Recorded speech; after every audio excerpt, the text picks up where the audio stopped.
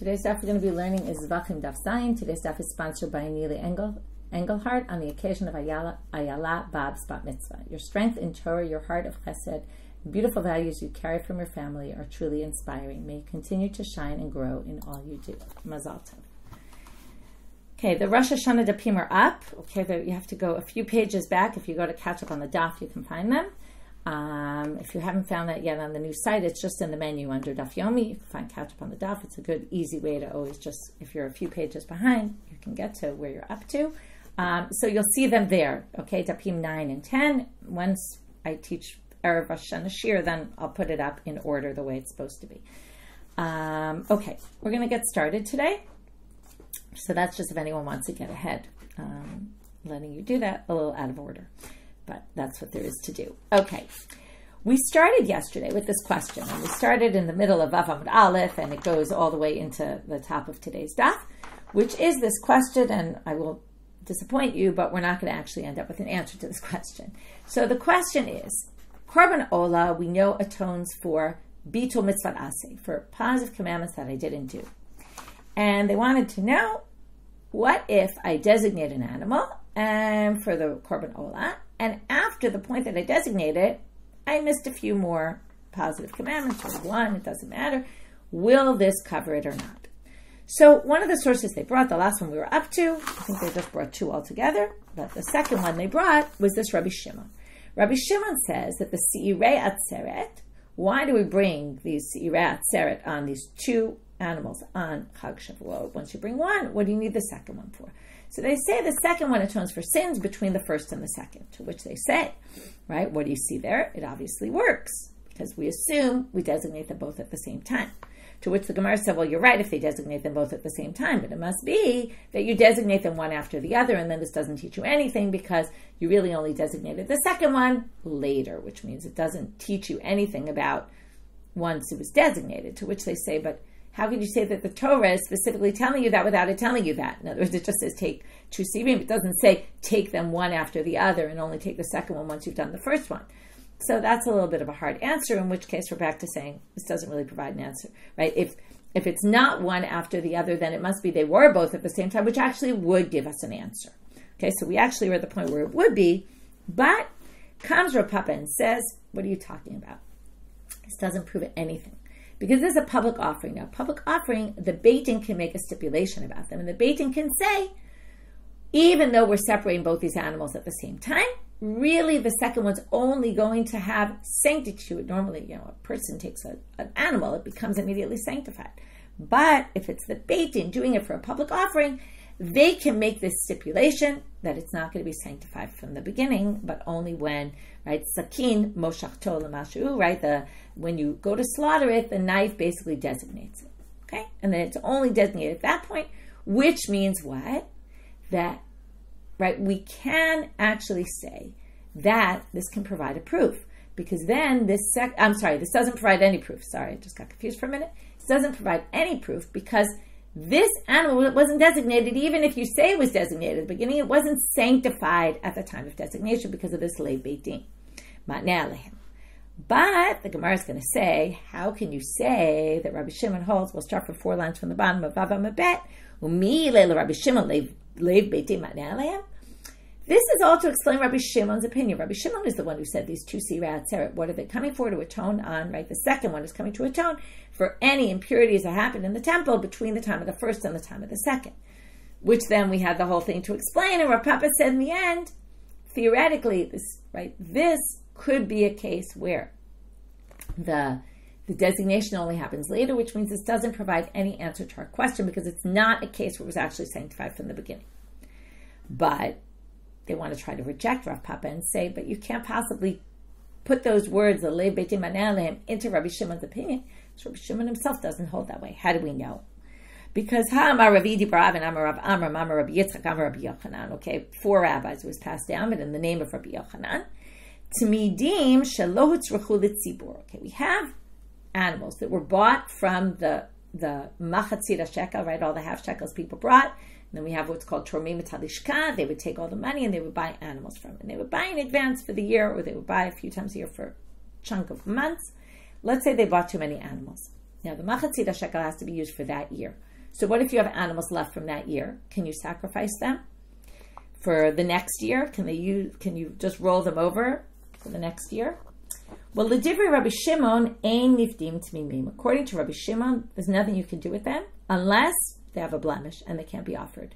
And then what do? You redeem them, you sell them, you take the money, and you can use that money now for to buy sacrifices.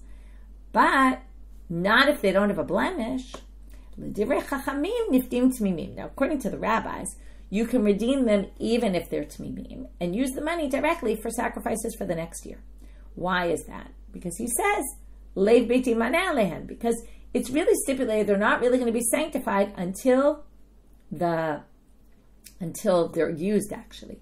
And therefore, he holds Leiv beiti maneh alehem. But Rabbi Shimon doesn't allow it unless it gets a blemish. He obviously doesn't hold Leiv beiti maneh alehem. He says they were consecrated from the very beginning. At the moment they separated them and designated them, there was sanctification.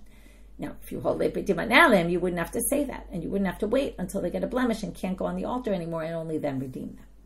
So, what do you see here? That Rabbi Shimon, trying to explain Rabbi Shimon in that way that Rav Papa tried to explain, doesn't work. Which means that if there's no Leiv beiti maneh alehem, where does that leave us? It means, assuming, since the Torah didn't say you have to do a bezeh charzeh, one after the other one sacrifice, sounds like you designate them both at the beginning, and it covers sins, Tumat Mikdash v'Kodeshav, that happened between there and there, which would mean that you could prove our answer that it does work, okay? That you can, right? Hafrasha, after Hafrasha, it could cover things that happened from then. But even though we resolved that, we have another problem. Okay, this is another problem. This is a further problem on Rav Papa, which is going to again try to get us to an answer. Ha ba mine Rabbi Yirmeya mi Rabbi Zera. Rabbi Yirmeya asked Rabbi Zera the following question. Now, sirei atzeret. Now, this is going to prove that we actually again can use this as an answer. Okay, why? Well, Rabbi Yirmeya asked Rabbi Zera a question. Now, what he asked him, okay, we're going to say we can derive from what he asked and what he didn't ask. Okay, because he asked it in this way and he didn't ask it in a different way, is going to prove that we actually can get to an answer from here. But then we're going to reject this one. He asked Rabbi Zera, sirei atzeret, the same case, okay, our two goats for the Shavuot offering, shekibel damam b'shnei kosot. If they were slaughtered at the same time and the blood was collected in two different cups, right? Each one was slaughtered at the same time, collected the blood in the cup, v'nizrak damo shel rishon, and the blood is sprinkled of the first one. Sheni lama hubasa. What's the point of the second one? They're both slaughtered at the exact same moment. So he wants to know, al tuma she'irabin zrika shel zeh lezeh. In other words, can it atone for some impurity that happened between the sprinkling of the blood of the first to the sprinkling of the blood of the second? Now notice what he asks. Ad kan lo mebayale ela aseh de lachar shchita. Here he's asking about any mitzvah aseh that happened after the slaughtering. But he didn't even ask about the aseh before hafrasha, which would make it sound like we can actually have an answer to our question. Because if he's asking a question about a later stage, it's obvious to him at the earlier stage. It happened only after the animal was designated, and then you didn't do a mitzvah aseh. It would sound like this would atone for you, right? So, or in that case, it was the sirim, which are atoning for the tumat mikdash, and it would cover anything that happened between hafrasha to shchita. It's just a question, what about after shchita? Is that too late? Okay, that's his question. But the Gemara rejects this as a proof and says, Dilma imtim tzalomar kama. This could be a question that's asked like an imtim tzalomar, which is saying, it's a question building on a question. Maybe his question was really about hafrasha as well, from the time of designation. Would it cover? But, which then we wouldn't get to an answer to our question. And the question is, and if you want to say, that's imtim tzalomer, if you want to say that the answer is, it works, la'achar hafrasha, it can cover things that happen in between hafrasha to slaughtering, what about if it happened after the slaughtering? Would it cover that as well? So maybe it was a two-pronged question. And therefore, you can't necessarily learn from the fact that this is what he asked, because it doesn't necessarily prove what he didn't ask, that he had an obvious answer to that question. So in the end, we leave it kind of open because we do have some difficulties with trying to use this source as an answer to the question, and therefore, we don't really have an answer. Okay, moving on to the second sugya. We have 4 sugyot today, basically. One is, we finished up yesterday's sugya about this do we have an answer to this question about lachar frasha? Then we're going to move on to a machloka between Rava and Rav Chisda. From there, we're going to have 7 comments of Rava, 6 of them having to do with korbanot that were done some way, not lishma, not shinoi balim, shinoi kodesh, some sort of examples. 6 different laws, and a 7th having to do with the purpose of korban olah, like how an olah works. So the 7th one is a little bit different because all the others have to do with some incorrect intent. And then we're going to finally get to where do we get that Pesach and Chatat are exceptions to the rule, that when they're done shelo lishma, they're disqualified. Okay, those are our 4 parts for today. So now we're up to part 2. Itmar. Toda sheshachta l'shem todat chavero. Okay, this sounds like a classic shinoi balim, but it's not. Okay, it's not for possible reasons. Number 1, we learned that shinoi balim is when you slaughter or catch the blood or collect the blood or walk the blood, but they all only have to do with if while I'm slaughtering, I think that I'm doing it for someone else to get atonement for the sprinkling of the blood. Okay, the thought has to be about the sprinkling of the blood, even though it could happen in any one of the 4 avodot. We saw that earlier. Right? We saw that, I think, in Friday's daf and daf dalid. So, daf hey. This seems to be that you slaughtered it for the sake of thinking that you were slaughtering someone else's korban toda. So it's not that you're thinking about the zrika, which would definitely make it shinoi ba'alim. And because of that, they're going to call this a type of shinoi kodesh. Because another issue here is that 2 people, we have a case where 2 people have to bring a korban toda. And you basically, while you're slaughtering it, let's say the Kohen says, okay, remember we said there's this debate about who exactly has the intent here. Is it the owner who's having the wrong intent while the slaughtering is going on by somebody else, or is it the person who's slaughtering it? Okay, which could be a Kohen, could be anyone. It could be the owner who's the slaughterer. It could be someone else, though, because remember, the slaughtering is kosher for anybody. But the point is that while they're slaughtering it, they're thinking that they're slaughtering someone else's korban. So it's not a classic case of shinoi balim because there's no issue of the zrika. And also they say if this is for the korban toda of someone else. So it's kind of like a shinoi kodesh. But it's not exactly because why? Well, it's more similar to a case where we had this already. Let's say I sinned and I ate chelev, and then I have to bring a chatat, a sin offering. But while they're slaughtering it, they think that they're bringing the sin offering for chatat dam, for eating blood and not chelev. Okay? In other words, it's a different type of chatat. Here it's a different type of toda. It's not exactly, right? But both are chatats in that case, just the thought was chelev as opposed to dam, or dam instead of chelev, whichever. And here we have toda for Reuven instead of toda l'Shimon, or toda for Reuven instead of toda for Nomi. Okay? We have a mixed up owner, but it is the same korban. So that's why it puts it in a bit of a strange place. And like I said, it's not shinoi balim because it wasn't about the zrika they were thinking about.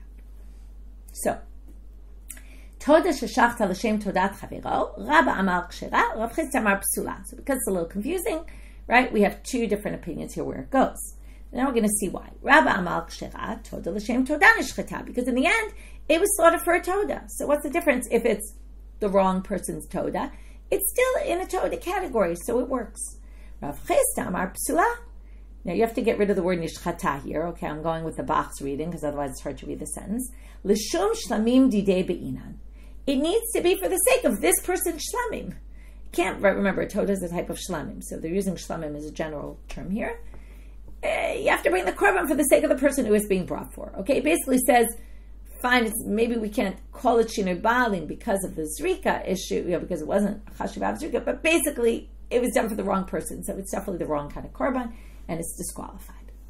So now I'm a Rabba min Aminala. Rabba wants to bring a proof for his approach, but we're going to see is not going to be so successful. It's going to be a little bit of one of these complicated inferences that we're going to kind of throw things in a bunch of different directions. We can infer this, we can infer that, we can infer it this way. Okay, but in the end, we're going to say, forget about any inferences. This actually just means what it simply sounds like. Okay, we're going to go back to a sugya we saw already. We're going to do this a lot today because a lot of the comments of the next section of Rava are also things we've seen before, which is helpful because I know we're in the middle or the beginning of this Masechet, which is quite complicated, a lot of new terminology, a lot of new ideas. So it's good when they repeat things, then we get it much better. Okay, and if you're feeling like a little like you're swimming in this and there's a lot of new concepts, don't worry. Over time, we have a very long Masechet, okay, I don't remember, 120, something like that. Darpim, 119. So anyway, we have a while, and don't worry, you'll get the gist of things as we go on.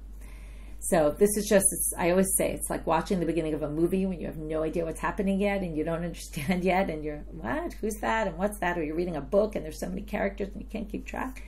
Eventually, when you get into it, you start understanding. So anyway, what happens? Rabbi is going to bring a proof from the following Braita. Like I said, we saw this already on Daf Daled.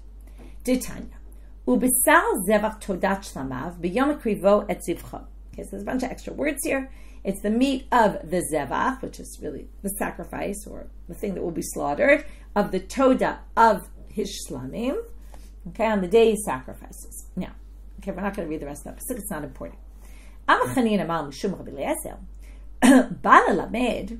does it say todat shlamav, the toda of his shlamim? Because it says zevach, which means to slaughter. The toda of his shlamim, it means if you sacrifice your toda as shlamim, right, go zevach, toda, shlamim. If you sacrifice your toda as a shlamim, it's kshera. Why is that? We learned because we'll see it again inside, but a toda is a type of shlamim offering. But shlamim shenishchetu l'shem toda psulim, but if you sacrifice a shlamim for the sake of a toda, that's not good because the set of shlamim includes other things that are not necessarily a toda. So that's already going to be shinur kodesh.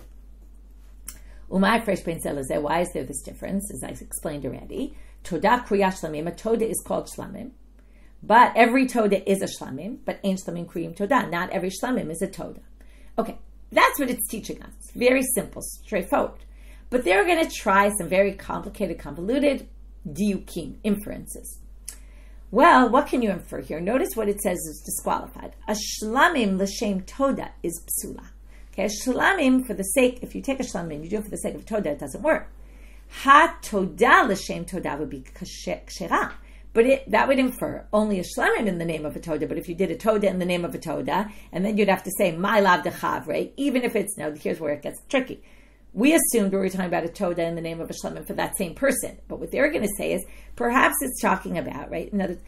It didn't say toda l'shem toda would be a problem, which means toda l'shem toda, even if it's for somebody else, would be okay. So they say, what are you talking about? Lo, d-day. That can't infer any of that because this subject of this braita is when you're doing it for the sake of the same person and all you're changing is the name of the korban. And you're trying to infer from there something about two different people. For sure, that's not what it's talking about. So they reject Rabba's proof.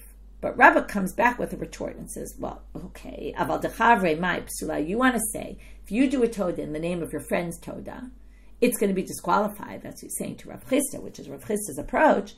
Well, then this braita doesn't make sense either because that's a much bigger chiddush, that a toda in the name of a toda is disqualified, in which case, adetane shlamim l'shem toda psula. Why would he give a case then of a disqualification of a shlamim in the name of a toda? Lini toda l'shem toda. Say if you do a toda in the name of a toda of someone else, it will be disqualified. V'koshakate, and then you'll be able to derive from there. Obviously, then if you do a shlamim l'shem toda, it will be disqualified. Now, obviously, they're mixing and matching two different things because toda l'shem toda is different owner, and shlamim l'shem toda is same owner, and that's in the end what they're going to say. Okay, but Rab is trying to say, according to you, it should have brought a bigger chiddush. Toda l'shem toda, even that could be disqualified, which would mean obviously a shlamim l'shem toda would also be disqualified. To which they say no. Shlamim l'shem toda d-day it's derichale. Okay, what they're basically, the inferences are kind of a little bit absurd because they're not really sticking to what it's really trying to say, and that's what they're basically going to conclude in the end. You can't really infer any of what you're trying to infer from here, Rabbi, because this braita had a totally different subject matter in mind. This wasn't talking about different owners at all. This was talking about same owner, but switching from a toda to a shlamim, taking a toda and saying it's a shlamim.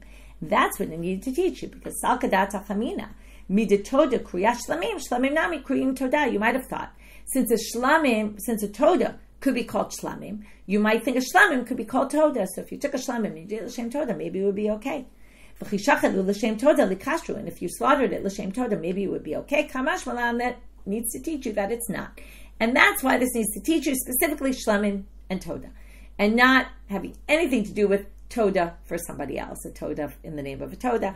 So basically, Rabba's proof, in a very convoluted way, right? His attempted proof, which was very convoluted and didn't really stick with the simple reading of that Braita, but kind of just taking words out of context and saying, oh, Shalom L'Shem Toda, then Toda L'Shem Toda, even though it was talking about something different, about different owners, and they weren't really comparable, and therefore the Gemara completely rejects his proof. So we had a machloket, Rabba and Rav Chisda here, about a Toda L'Shem Todat Chaviro. Is it kasher? Is it pasul? We have two opinions. Each one explained their opinion, and then Rabba tried to bring a proof for his opinion, but his proof is completely rejected. Okay. Third section for today are 7 halachot of Rabba, 6 out of the 7 having to do with kavanah, messed up intent in doing a korban. So some of these are going to be complete review. What's interesting about the review, though, is I'll just point out a small thing, which is the first two came up on Daf Gimel. And there, though, it was in the name of Rav. Now, you can see why Rav and Rava get confused, because in manuscripts, they would often just write Rav, like Resh Bet, sometimes with a chupchik, with a little, like apostrophe there, which would mean short for Rava or Rabba or something like that. But theoretically, maybe the chupchik would get ignored and it was Rav. So some people actually changed the gears on the earlier pages to be Rava, because it does seem here like these are all said by Rava, and that maybe it was a mistake that they had it by Rav in the other page. But anyway, that's a very sad point.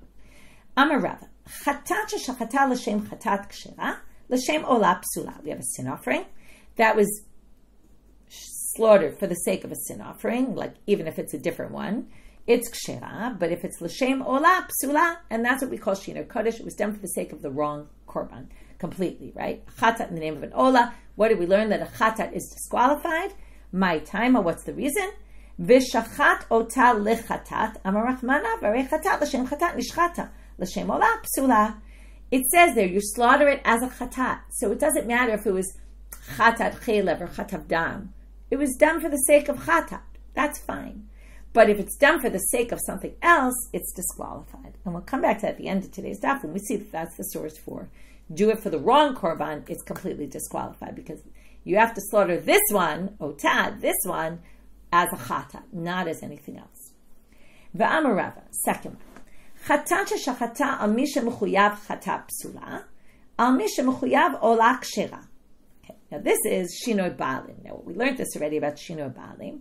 If you slaughter it for a different person who's also chayav a sin offering, that's actually disqualified. We'll see why in a minute, even though we learned this already, we'll see it again. But if you slaughter it with a different owner and a different korban, in other words, we slaughtered it for somebody who was chayav a completely different korban, it's actually kshera. Why is that? My time. V'chiper alav, it says, and it atones for him. Now, what did they learn from him? Alav v'lo chavero. That's what we learned. It has to be slaughtered for him and not for someone else. But you have to add one thing. Why for an ola is it not a problem? Well, chavero dumya didei b'mechuyav kapara k'moto. In order for it to be disqualified as a shinoi baalim, it needs to have, it was done for someone who's actually obligated the exact same korban as you. You have to be on equal footing here. So if it's slaughtered for someone with a completely different korban and for a different person, that's already so distant that it's actually not going to even function as a disqualification. So while in order to say lishma disqualifies, right, lo lishma disqualifies, it has to be a different korban for shinoi kodesh, but dafka for shinoi baalim, since you're changing one thing, right, once you change two things, different owner and different korban, that's already too distant, and that's not going to even count as a disqualification. Okay, right? It has to be somewhat similar, that it's someone who's obligated the same type of korban, and then you switch the owner, that's going to disqualify. Va'amar Rava, Rava says, right? Sometimes you can maybe come up with a logic here, right? That it's so distant that it's not even disqualified. To disqualify, it has to be a little bit off, but not completely off. But sometimes you could say it's not really so logical, but they're just deriving these things from the verses. Okay, so if it's not sitting well with you, the concept here, well, they're just deriving it from verses. Va'amarav, chatat sheshachata al mi she'eino mechuyav klum psula. Okay, this is a new one. If you slaughter for someone who's not obligated any korban, okay, so what's that? Now you might think that's completely distant. They're not even chayav a korban, and it wouldn't even be shinoi baalim. But Rav is going to say something unique here. it's actually disqualified, because slaughtering it for someone who's not chayav anything at all is actually like slaughtering it for someone who's obligated a sin offering. Now that's a weird thing to say. Sin offerings are very specific, and they cover specific sins. So if someone didn't sin, they're not obligated a sin offering. So how could you say that it's like they're obligated a sin offering? Well, Rava has this unique approach here to say the she'en lecha adam b'Yisrael she'eno mechuyav aseh. There's no one who didn't. Everyone in the world has sometimes not done mitzvot. Okay, there's definitely positive mitzvot that we've all missed opportunities for, and therefore, now this is a very weird therefore. What covers mitzvot aseh that you don't do? Right, someone who just doesn't fulfill positive commands, an ola. So that would be a shinoi ba'alim for an ola, which would actually be kshera. But what he's going to say in this next line, this fourth din of Rava, v'amar Rava, chatat mechaper l'chai ve'aseh mikal v'chomer. He says that even though a sin offering, it's very specific. You did a specific sin like eating blood, which you're not allowed to eat, and you get karet for it if you did it intentionally, you did it unintentionally, right? You bring a korban. Well, comes Rav and he says, achai v'kritu mechaperet, if chatat atones for something severe like I did something that I'm really obligated karet for, but since I did it unwillingly, I won't get karet, but I bring a chatat for it. Achai ve'aseh lo kol shekain. Won't it also cover, we're now going to learn that even though a sin offering is for something specific, once I'm bringing a sin offering, it covers all sorts of other things as well. If I didn't do mitzvot aseh, it would cover those as well. So that's why, if you slaughter your korban chatat in the name of someone else, it actually is not a shinoi ba'alim, okay, to atone for someone else, remember, to sprinkle the blood for someone else, who isn't obligated any sort of offering. It's like they're chayav achata, because everyone theoretically is chayav achata, because everyone theoretically does mitzvah aseh. There's mitzvah aseh they haven't done. And since the chata covers serious things, it must cover lighter things as well. It must atone for that as well. It's a big chiddush, because who said that? Now the Gemara says, wait a minute, Lamemer debat minahu? Wait a minute. You're trying to say that this is a person who is mevatel mitzvah aseh. It is obligated the same thing as a chatat, right? It's like a chatat. It's the same type. Because remember, shinoi ba'alim only disqualifies if it's the same type. And this is disqualified because they call it the same type.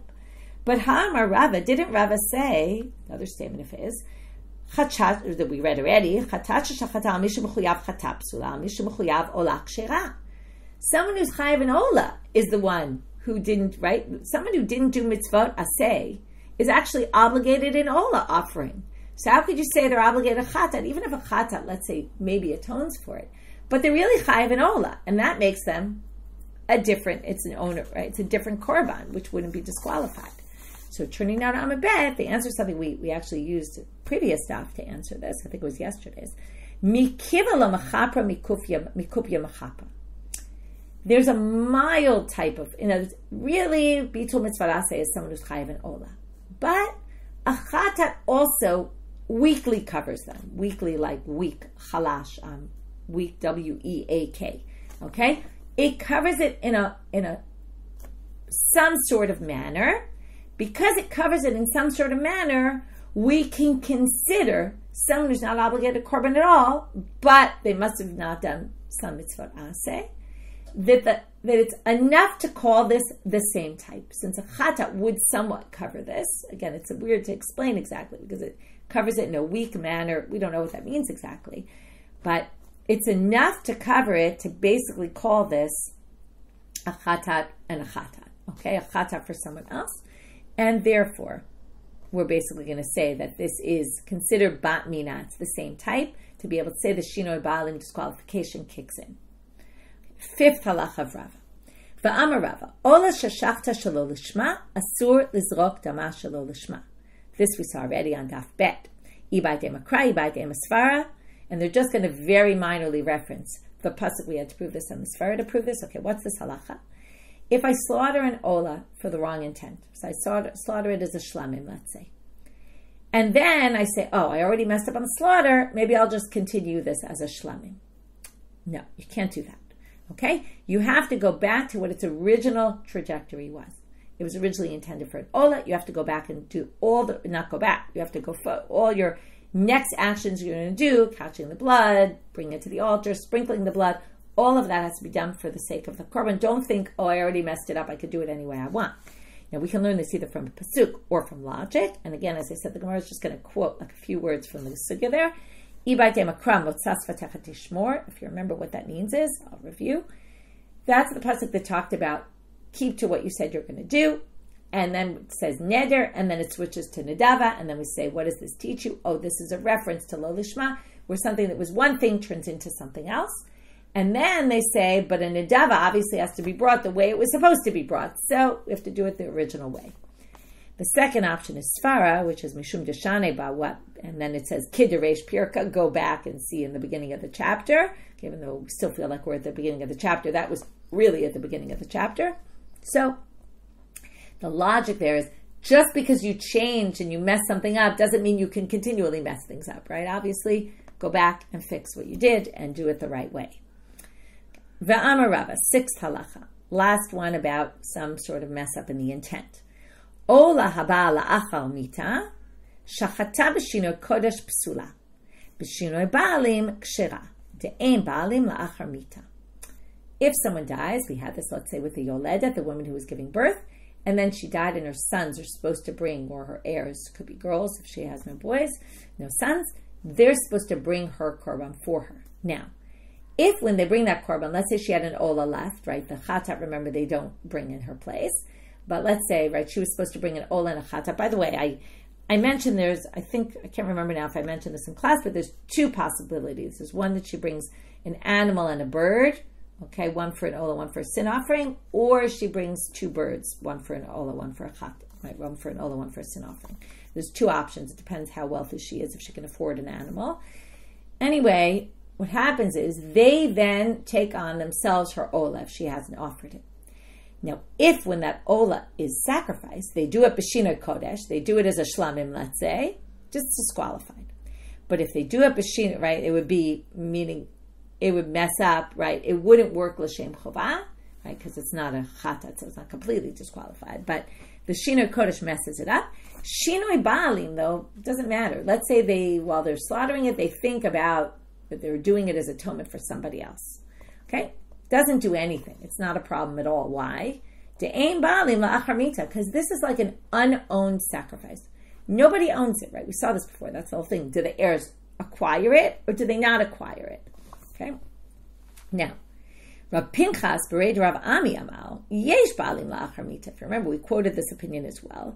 He has a different approach. He says there's no ba'alim. There are ba'alim la'achar mita. The heirs actually become the owners of it. So Amarle Rav Ashi. So basically, this one, what Rava says is a machloket about. Rava says there's no owners after death. And therefore, there's no shino bali, because you can't say you messed up on the owner when there is no actual owner. The kids are just bringing it in her place, but she's dead, so she's not the owner, and they're not really the owner. Rav Pinchas has this unique approach, and the son of Rabbi Ami, he says there is ownership after death. The heirs become the owner. So Rav Ashi says to Rav Pinchas bered Rav Ami, Davka kamar mar yesh ba'alim la'achar mita? Do you really mean it completely they own it? In which case, the question is, Ba'ila tuye ola achrite? That's if it's done incorrectly or if something goes wrong with it. Are they completely the owner that they have to then bring their own korban ola separately? They have to go buy another animal if something happens to it? Are they really the owner? Like they completely become the owner? Or does it just mean that they own it enough that it will atone for some sins they have, like mitzvah aseh they didn't fulfill? So what type of ownership are you talking about? Complete ownership, that they have complete responsibility over this, something happens to the ola, they have to bring a new one? Or do you just mean that it atones for some of their sins, any aseh they didn't do, but not that they really are the owners? To which Amarle, Rav Pinchas answers him, Dafka kamina. No, I mean, they really own it completely. And then assume responsibility. It's as if they're now the mother who has the obligation. They come in as the new owners of the korban. So we have these two different approaches here about whether there's ba'alim la'achar mita or not. And this wouldn't be only in a case of a woman giving birth. It would be anyone who has an animal designated, leaves it to their children. Okay, seventh one. This is the perfect one for Rosh Hashanah. Okay, we're heading into Rosh Hashanah. It's good to always have things that connect. Va'amarava.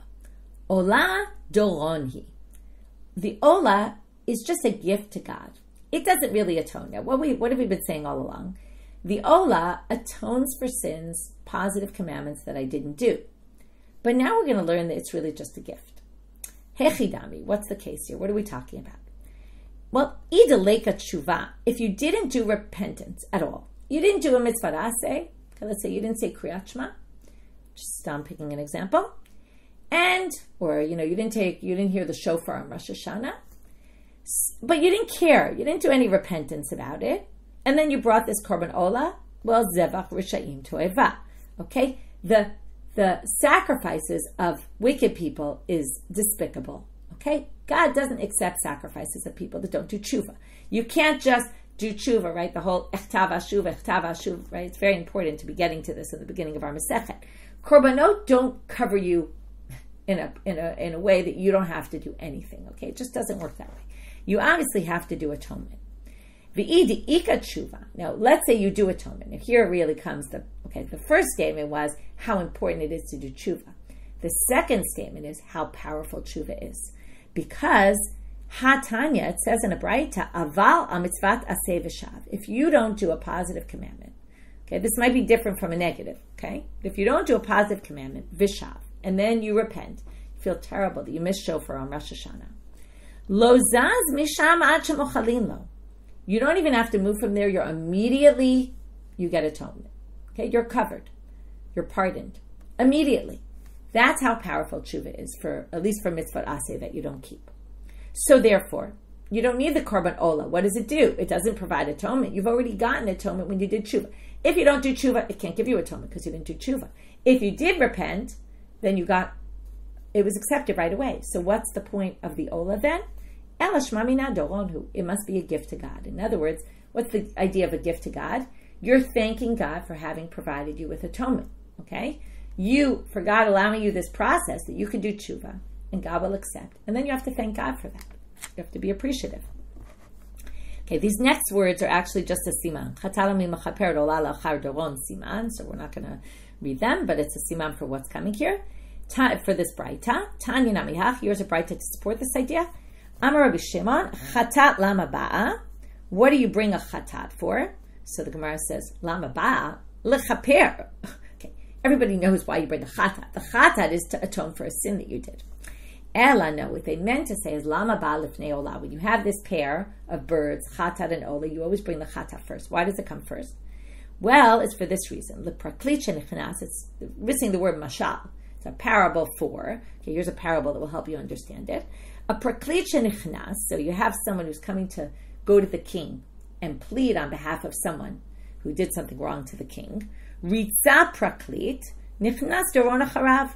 If the praklit succeeds in getting the atonement, then he brings a gift after to the king to thank him for it. So that's exactly what's going on here. First, you bring a sin offering to atone for your sins. After that, you bring an ola to thank God for having accepted your chata. Now, this is a little different because this is talking about a chata for a negative commandment, but it's the same idea.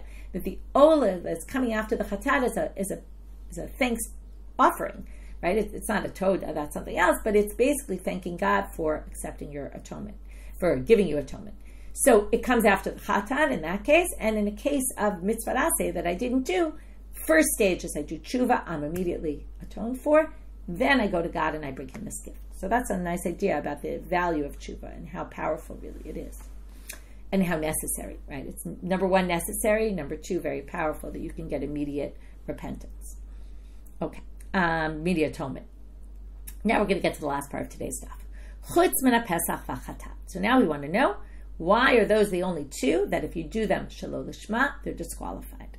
Pesach minalan. So this could be a little bit complicated because we're going to have to go through a few rounds to get it right. So there's some sukkim about Pesach. First of all, there's a lot of them in Shmod. We're going to quote one of them. And there's also sukkim and Dvarim about it. And we're going to quote some from there and some from there. So we're starting with Dvarim. Shamor et Chodesh HaAviv v'asita Pesach.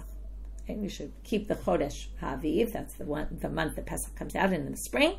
Someone pointed out this morning, first day of fall today, so that's the one of spring. V'asita Pesach. And you should do the Pesach. What does that mean? Asita Pesach. Shiyu kol asiyotav l'shem Pesach. All your actions should be l'shem Pesach, meaning all your 4 avodot, here you have it, 4 avodot have to be done l'shem Pesach.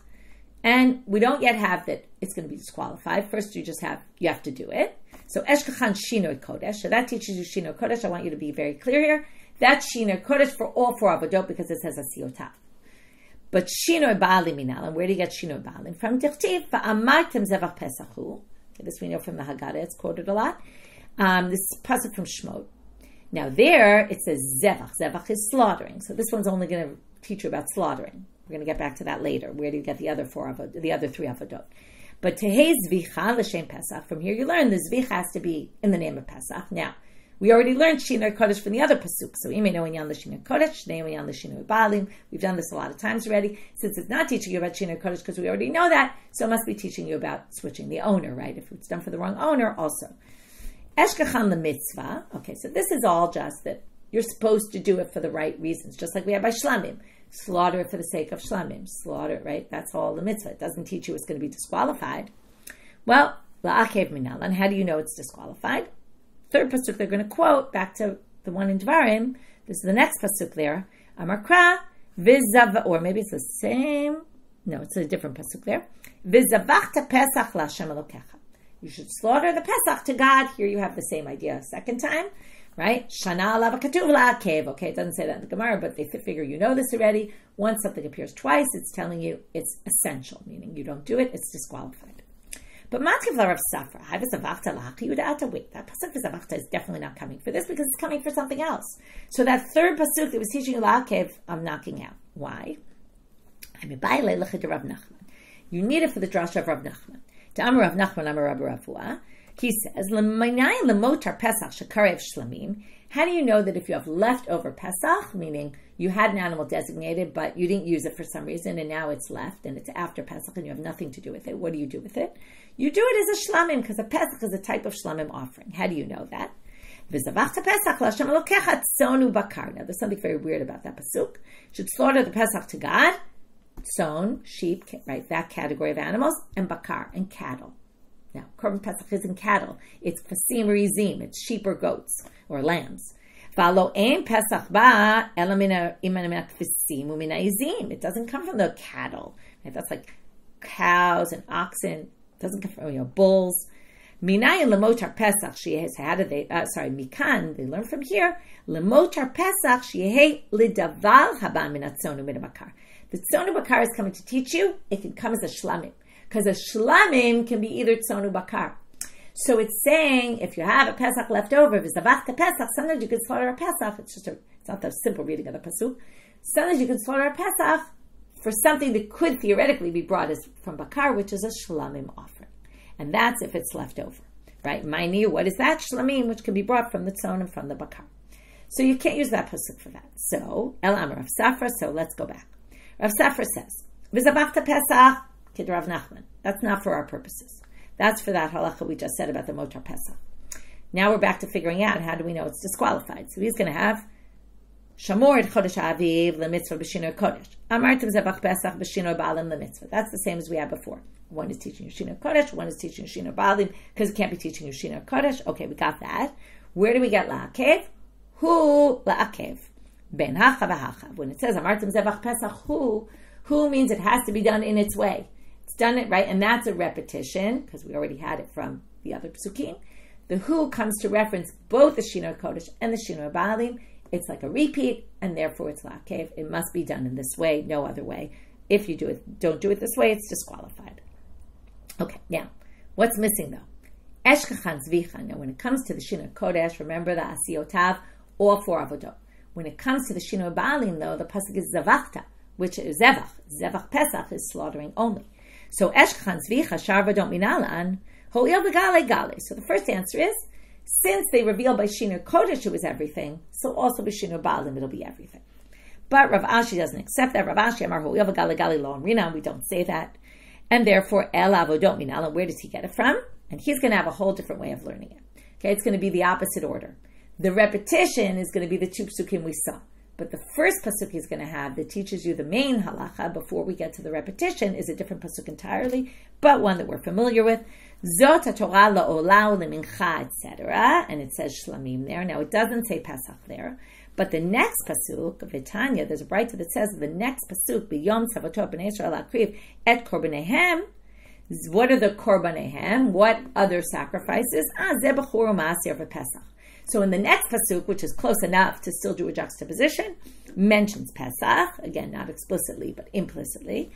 So now we have the comparison to shlamim. Ma shlamim ben shinoi kodesh ben shinoi ba'alim be'inan l'mitzvah. Av kol ben shinoi kodesh ben shinoi ba'alim l'mitzvah. So we learn from shlamim, because that was where the main halacha of lishma was learned. That was all of daf dalid. What's the source for that in all four avodot? So we learn all four avodot for Shinoi Kodesh and Shinoi Ba'alim from the Shlamim, and then that includes everything. That's what we're going to say now. Kishlamim. Ma shlamim bein zvicha bein shar avodot lo chilakta b'hem lemitzvah. So now, there, we don't distinguish between zvicha and all the other avodot. Remember, we had a whole thing about how we learn all the four avodot there. Now we have to make one jump that the Gemara doesn't tell us, but what they're doing here is, Av Pesach lo tachlok bo bein b'zvicha bein l'shar avodot la'akev. Then if we add to the Pesach, the other two psukim we already saw, one Shinoi Kodesh, one Shinoi Ba'alim, you now have a repetition, because we have it in the Pesach with the Shlamim, and then we have it again. So therefore it's La'akev, and since we're comparing it to Shlamim, it must be in all four avodot, everything. And that covers everything according to Rav Ashi. There's one question left for Rav Ashi, Elahu Lamali. So what do we do with the who in Amartim Zevach Pesach? You don't need that anymore. The who in the first reading was La'akev, but we don't need that anymore. So what do we do with that?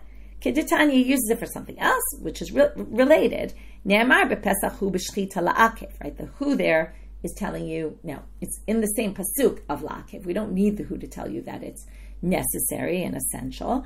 But what it's there to teach you is who and not something else. Against Rabbi Eliezer, if you remember. Aval asham lo ne'amar bohu elalach alachar taradi murin. The who in this pasuk is said with the slaughtering. The who in the Asham Pasuk is said in the part that's not important, the burning the parts on the altar, which you could do without, to teach you who atzmosha lo k'turim murav kasher, right? And even if you don't do Dr. Rani Murim, it's kasher.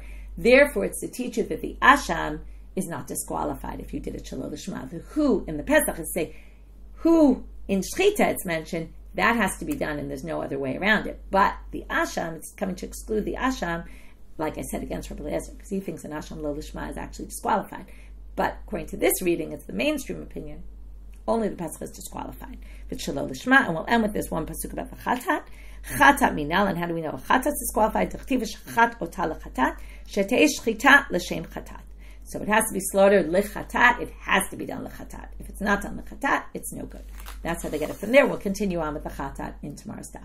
So we had the four sections today. One was finishing up that question, which we end up really not without a clear cut. We end up without a clear cut answer. For if an ola was designated and then you did some other, didn't do mitzvot aseh, positive commandments, will it cover them from after the designation? We don't have an answer. We had a machloket about a toda, sheshachta l'shem toda chavero, was slaughtered, to be slaughtered as his friend's toda instead of his, or instead of hers. Would that work? Machloket Rabbi and Rav Chisda. Rabbi tried to bring a proof, but we rejected it. Then we had 7 halachot of Rava, 6 of them having to do with issues of shalol l'shma, different halachot, he said. Some of them were more complicated to understand than others, like, for example, the one where we had to ask all these questions about that the chatat sheshachta l'shem, someone who's not chayav anything is actually psula, because it's like a chatat, even though it's really more like an ola. How do we explain that? Well, we explain the chatat somewhat atones for these mitzvot aseh also in a weak kind of manner, but that's enough to say it's the same type, and therefore it would be a shinoi ba'alim. Anyway, we had the 6th and then the 7th about the ola being a gift to God and not really atoning, even though we thought before it was atoning. And then we had these psukim about Pesach and Chatat, from where do we learn that they are actually disqualified if they're done shalol l'shma. And it took us a little while to get to the Pesach, but in the end we learned it, just to review the answer, from the Shlamim Pasuk, that teaches you the base halacha, that it's a mitzvah to do it, and all 4 avodot, because the first proof didn't really teach the Shinoi Ba'alim in all 4 avodot, so we had to try a different attempt. Once we have that, in all 4 avodot, both Shinoi Ba'alim and Shinoi Kodesh, then we have the 2 psukim we used earlier for Pesach to say, oh, that teaches you Shinoi Ba'alim and that teaches you Shinoi Kodesh, and because it repeats it, it's la'akev. It's essential, and without that, it's disqualified. And then the chatat, we had the v'shachat ota lechatat, special drasha in that pasuk that teaches the chatat is disqualified if it's not done exactly for a chatat offering. With that, we finish for today. Like I said, we'll pick up with the Chatat tomorrow, and wishing everyone a good day. So there is regular shir tomorrow, Erev Rosh Hashanah. And as I said before, the shirim for Rosh Hashanah are already up on the site. If you go to the catch up on the daf section, you'll see it. Just like, I think it's up on Friday's date.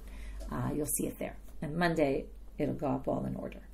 Wishing everyone a good day.